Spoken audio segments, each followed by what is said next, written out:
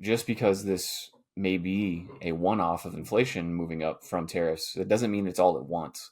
So that it can happen over months, quarters, years, not just like, oh, there it was and it's gone.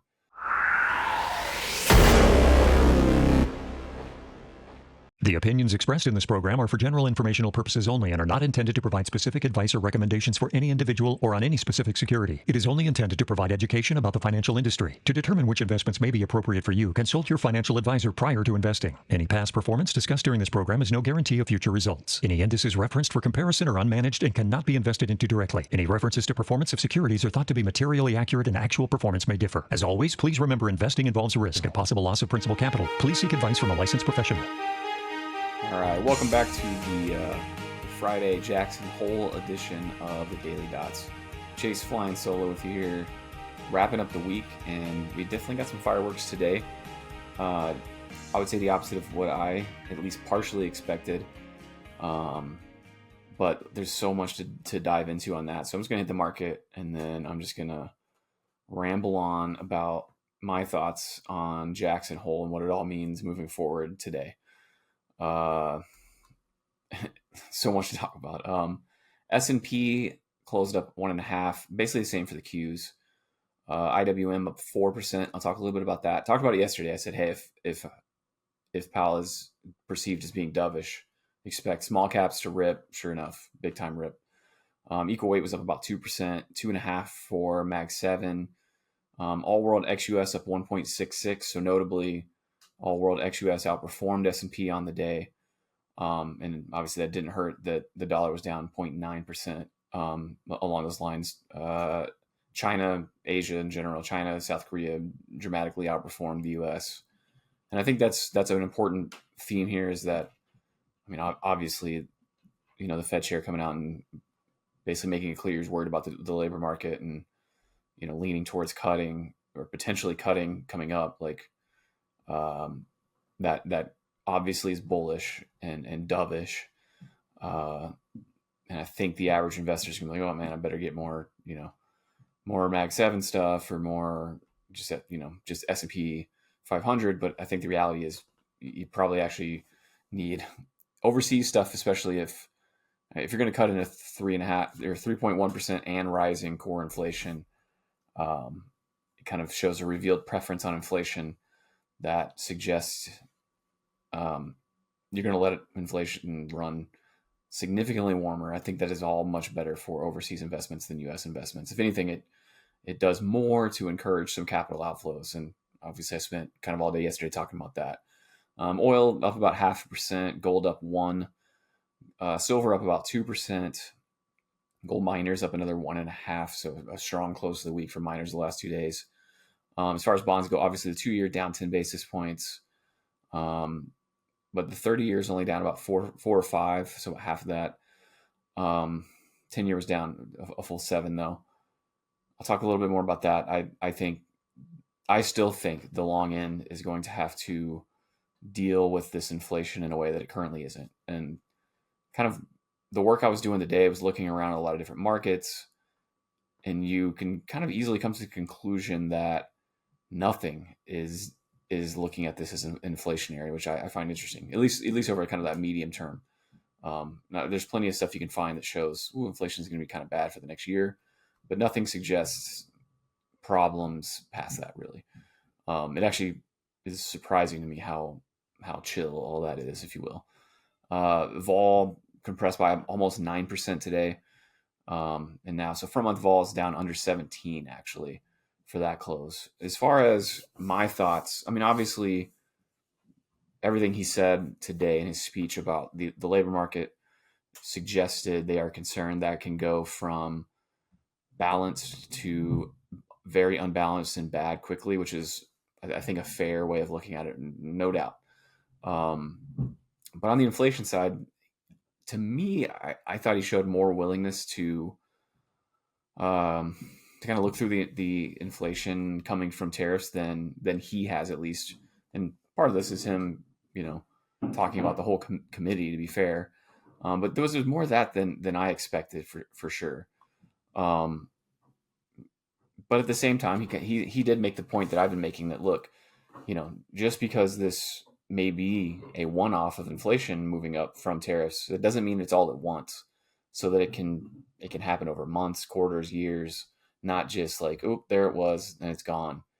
Um, this is not the same inflationary force, obviously, as COVID, where we had a supply shock, a demand shock, and frankly, a money supply shock. We don't have that level of dry tinder for inflation here. Like, so I don't think anyone thinks we're going back to 9, but at the same time, the market doesn't really seem to think we're really going to spend much time above 3. It seems like, and that I think is misguided. Um, Another thing to note was, and no one's really talking about this for whatever reason, but within this Jackson Hole event is sort of a relook at their broad kind of like long term framework, which 5 years ago they said, that's when they came out with the flexible average inflation target, basically saying like we undershot uh, so long that now we can overshoot. And I talked about this week, like they may update that and talk a little bit about that to say like, okay, well we caught up, so things are different now, and that did happen, and there was some hawkish stuff along those lines. So their framework is absolutely more hawkish now than it was over the last 5 years. Now, are they going to make decisions based on that? I don't know. Maybe not, especially if enough of the committee is fully captured by uh, President Trump by firing people outright, things like that. If he's going to pack the committee with people that are going to do what he says, then who cares what the framework says, right? But let's say this remains an independent committee, an independent institution that makes their decisions based on data and what's going on in the economy. If that were the case, and they at least give somewhat of a nod to their new framework, then it is a hawkish framework. They removed the shortfall language. They removed all the flexible average inflation targeting stuff, and all the language about the makeup strategy. And in the new framework, it says the committee is prepared to act forcefully to ensure that longer term inflation expectations remain well anchored. It talks about price stability a lot. It says it has a sentence where it talks about achieving maximum employment, but it says the highest level of employment that can be achieved on a sustained basis in context of price stability. That seems to give a bit of a nod to the inflation mandate over the employment mandate, despite today kind of obviously doing the opposite, in my view at least. And they also switched from a balanced approach in setting monetary policy when employment inflation objectives are not complementary. So again, that shows that I think everyone kind of assumes like if they get inflation or jobs, they're just going to pick jobs. The framework at least suggests not so fast, right? But I would argue most likely they'll ignore the framework to do what's not just politically expedient, but financially and economically to be fair. So you did at least have something hawkish that came out of the day, and if you look at the S&P 500, you look at the dollar, you're thinking, well, the market doesn't care. But the crazy thing is, if you look at the likelihood of us getting a cut in September, it is better than it was yesterday, higher than it was yesterday. But if you look at the rest of August, only yesterday was there a lower chance of a cut than today. So we went back, into the 80s. But I mean, last week we were over 100% chance of a cut, and now you're in the low 80s. So despite what he said today, the market is taking it sure as like, okay, they'll cut, if the data stays the way it needs to stay in the next month, but not necessarily a sure thing. And I think we're at least to the point where the market looks at this as like kind of like it's in the bag, but then you go look at the bond market and that short-term interest rate market, it's saying like, unless you get hot inflation and a decent jobs report, and then in which case I think you fly back under 50%. So my what I'm saying is the market probably is, at least the market narrative right now is, oh yeah, there are cuts in the bag. It's not. the next jobs report and inflation report, both were to come in warm, it's just not in the bag. Now, with that said, going back to both what the framework said and what Powell talked about, and that is the fact that, long-term inflation expectations are anchored. That is just true, and I think that makes watching those inflation expectations kind of the keystone from like a data perspective. Obviously, what's going to move those is the jobs data and the inflation data at the end of the day, but how those two data prints flow into inflation expectations gets really big. And the reason I think this is important is we have the UMISH survey with the 5 to 10 year inflation expectations, and that thing's running at 3.9%. And a lot of people love to talk about that and like, oh, the Fed's losing control, like 3.9% inflation expectations. And sure, like there's some truth to that. But the problem is, if you go look at the New York Fed's 3-year ahead, if you look at 5-year forward inflation expectations, if you look at, no kidding market stuff like 5-year and 10-year inflation swaps, all this stuff's at 3% or lower. So like and then you also have Cleveland Fed has their own, it's model based, not market based and not survey based, but a model based inflation expectations for 5 and 10 years is barely above 2. The 10-year is under 2.6. The 5-year is under 2.7. So like the market does not think you are going to run above 3% inflation over time. Now, I think the market is on drugs because I absolutely think we are. But, for Powell to sit back and say, look, like the expectations are like, this is fine. It is not wrong. And he's not wrong to obviously point out that the labor market can go from fine to ugly real quick.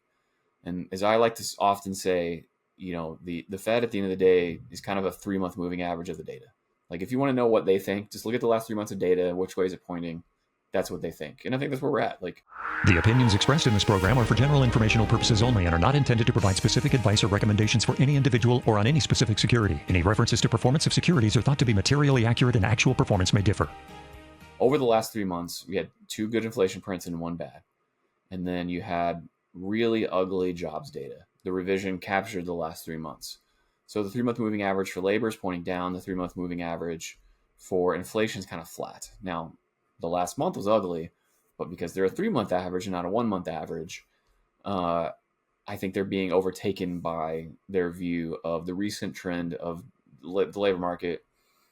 Now, when I look forward a couple months, I think the inflation data keeps coming in hot. We're not going to keep getting crazy PPI prints like we just got, but just broadly speaking, I think year over year inflation will be higher in 2 months than it is today. And I think the jobs market for now can hold in. The unemployment rate can hold in at kind of 4.3, 4.4 maybe or better. And none of that's catastrophic. As I mentioned yesterday, the 20-year average 5.9, 4.2 is as high as we've been in the last year. If we leak up to 4.3, 4.4, it's not really into the world. Now, I'm not saying they wouldn't be getting nervous about that, but at the same time, if inflation is going to go, if core CPI runs from 3.1 to 3.4, 3.3, something like that, after being down to like 2.7, and as Powell pointed out today, we've been above target for almost 5 years. So at some point, to me, that stuff feeds into those inflation expectations, and then the Fed gets put to the test. Like, all right, you said if those stayed anchored, you could do this. Well, if they come unanchored, what is the reaction like? And if you actually look at the 10-year inflation swap, it barely got above 3, and like right around the time inflation peaked. So that would be kind of the proxy for me, is if the 10-year inflation swap gets back north of 3, and again it's 2.6ish right now, then I think, and that would probably take 2, 3, 4 months of really warm data. That's when I would think, the Fed should be starting to back away, right? And that would be when you would see the bond market having to deal with it, out on like 20, 30 year time frame, 10-year time frame. Right now, like it's not, but you look at all these market metrics for inflation expectations, and why should the bond market care? Because no one thinks inflation is going to be pervasive. So the Fed is just doing the same thing the market's doing. Obviously, the administration doesn't think there's going to be an inflation problem. The average Wall Street bank isn't forecasting any big inflation or anything. So it's firmly consensus at this point to me that not only do tariffs not really cause significant inflation, but they also don't really cause any growth problems or loss to earnings or margins. One of those two is going to be wrong, if not both. Like you don't get to do tariffs and then have nobody lose money on it because they literally cost $300 billion a year, right? Now, obviously, foreigners are going to pick up some of that tab, but a big chunk of it's going to be consumers, producers in the U.S., and whether that's businesses taking it on the chin of their profits or consumers just having to pay more for stuff, in which case they'll pay less for other stuff. So, as I've kind of mentioned before, services like movies and restaurants and, money that gets spent on very, voluntary things, not necessities, can definitely fall. I think consumer discretionary versus consumer staples is going to be a trend to watch for no other reason than consumer staples are going to cost more than they used to. Not to mention like big durable goods and cars and just there's a little bit of everything, honestly. So the kind of market view of this to me is, well, absolutely you got to be bullish if the Fed's going to lean dovish until the data takes those keys away. And on some level, until data takes the keys away and they actually hand the keys back, right? Because at some point, I think we do get to the point where the Fed's like, yeah, that's too bad about that 4% inflation, but we're just going to keep going, And as I've told Zach, like I think we get to the point where eventually we're doing price controls, and decent chance we, tell the new loyalist head of the BLS, that the inflation numbers are coming in too high, and something gets done about it. It wouldn't be the first time by any means. That would not be a feature of just this regime. That kind of stuff has obviously happened in the past, but we just have more of that kind of stuff happening than in the past. I would argue. Obviously, the news came out today that one of the Fed governors is going to get fired if she doesn't resign over alleged mortgage fraud. That's the kind of stuff that traditionally is more seen in less savory parts of the world with less reputable and coherent governance, and capital treats those places a certain way for a reason. And I, as I've made clear in the past, like have concerns that capital is going to start seeing some of these things in the same way. But going back to all these inflation, swaps and expectations and everything being relatively chill right now, if Wall Street is looking at it this way, the chances of, some like Swiss pension or, sovereign wealth fund in the Gulf or something, or pulling money because they think, inflation is about to get loose and the Fed's just going to ignore it. Like, we're not there yet, obviously, because I'm on a small island that believes inflation is about to be a problem. This is the reality. Now, in my view, that's a big opportunity. And if anytime you have a divergent view, that's what creates opportunities in markets. Because if you believe what everyone else believes, you kind of just swim with the crowd. The chances to outperform the crowd get really small. But when you have a divergent view, you have the opportunity to structure some investments in ways that allow for some upside that other people aren't going to get because they just don't see it playing out the same way you do. So yeah, like dovish day, obviously a very, very good day for risk assets. But they're, like I said, the rate cut odds didn't move as much as people would think. And when you look at the framework stuff, that was more hawkish than anyone's really talking about. So it wasn't all as simple as, number go up means they're going to cut for sure in September. It doesn't mean they're going to cut if the data goes the wrong way, etc. So definitely was more hawkish than I thought today, but not as simple as that would be my takeaway. But that's it for me, and that's it for us for this week. We'll be back with more next week. Don't forget you can download and subscribe at knowyourriskpodcast.com. Check us out on YouTube and everywhere else on social media, and have a great weekend. Cheers. Investment advice cannot be given without a client service agreement. Zach Abraham is an investment advisor representative of Trek Financial, an SEC registered investment advisor. Bulwark Capital Management is a marketing name only and does not carry a separate registration.